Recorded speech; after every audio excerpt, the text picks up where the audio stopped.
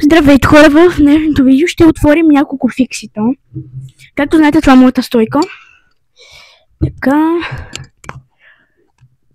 Така, ако искате още ASMR видеа, пишете в коментарите. Ето ги фикситата. Това няма да е ASMR видео, но да. Започваме с първото фикси.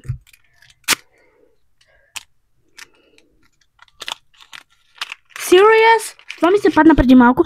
Чакайте, че забравям да говорим на микрофона. Ето, това. Следващото. Мисля, че стана готино на микрофона. Човек, нямам го. Знам, че изглежда странно, че нямам кравата, но нямам. В смисъл, буквално ни дадоха цяло куче фиксита за 30 лева. Нямам се на идея защо. Не в тази сметка, но да. Ай се пак трябва да си ги разделя за сестра ми. За жалост имаше само 15 за мен, но да. Падна ми се патицата. Гъска пиле, нямам се на идея какво е. Което нямам. Малко не го отвори хубаво. По принцип нямах желание много да имам. Да, пак същото хора. Ще подарявам на сестра ми, явно. Ще не ми се отдава много. Между другото ми се падна пандата, защото ми се скъса.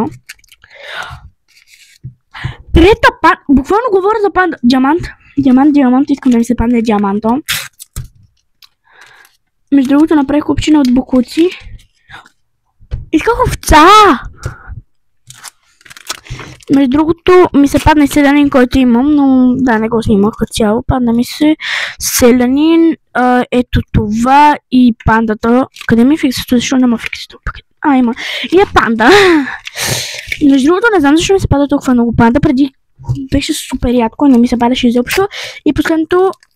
Моля те, нещо, което нямам. Моля те. Бог, моля те. И панда! Хора!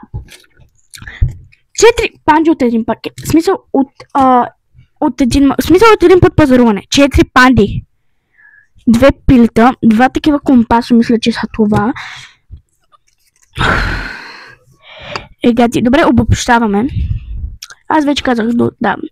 Ето такива 2 пиленца, които едното ще подаря на баща ми. Може би, няма значение. 3 панди. По-скоро 4, защото едната ми е долу. Не ми е долу, всъщност ми е в калъфа, но няма да си отварям сега телефона, е така. И още една, която си имам 5 панди, човека. Ама, любимото ми животно на панди, няма да ми навредят. И компас 2, още един имам в калъфа и ми се падна още нещо, което имам в калъфа, но не помня. Чакайте да помисля. Я да всъщност да проверя. Добре. И... панда имам в калъфа, ето такова и селянин. Ако искате още видеа с ASMR или с отваряне на фиксита, последвайте и се абонирайте за Amelia Vlogs. Чао!